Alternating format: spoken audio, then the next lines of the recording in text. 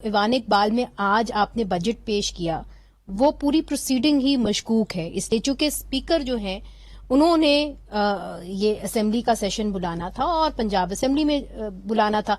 यहां पे कामिल अली आगा साहब कह रहे हैं कि ऑर्डिनेंस कैसे जो है वो रूल्स को तब्दील कर सकता है, वो तो कमिटी बैठती है प्रोविंशियल असेंबली की और वो तरमीम कर सकती है।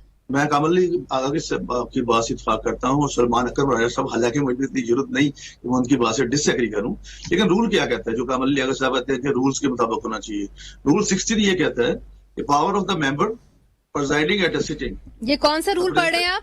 जी, रूल 16 रूल्स एंड प्रोसीजर्स, जिसकी कामिल अली आगा साहब मेंबर है, मैं भी उसका मेंबर हूँ पंजाब में। ठीक है, उसमें लिखा है जी, हाँ जी, उसमें लिखा हुआ ये 16, the presiding officer shall have the same powers as the speaker has when presiding at a sitting, and all references in the rules of to the speaker shall be deemed to include a reference to the presiding officer। ये तो हो गया rule 16। ये पहली batch के rule की बात। सलमान अकबर राजा साहब इंतहाई अदब और एहतराम के साथ मैंने आपसे थोड़ा सा डिफर किया, मैं माजरत चाहता हूँ।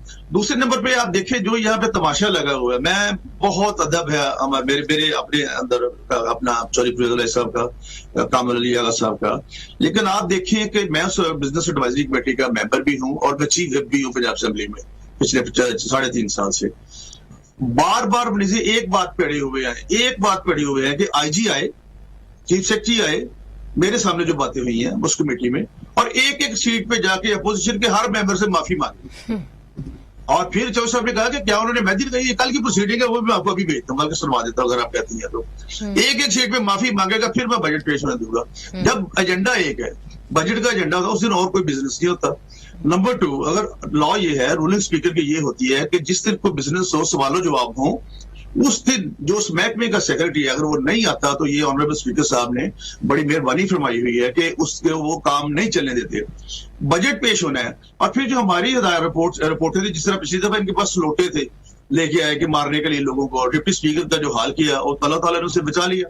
और नीचे से इशारे भी मैं एक्सपेक्ट नहीं कर सकता था कभी साहब से कि वो इशारे करें, और जो काफी लोग प्राइवेट से उनको अंदर लाके, उनमें से एक मैं वकील रहा हूँ, लकीली उसमें 31 मर्डर केस है गुजरात से, वो तसद्दुक उसका नाम है, वो भी इश्तिहारी है, वो भी उधर मौजूद था। ये देखिए उसको भी अंदर लाया गया।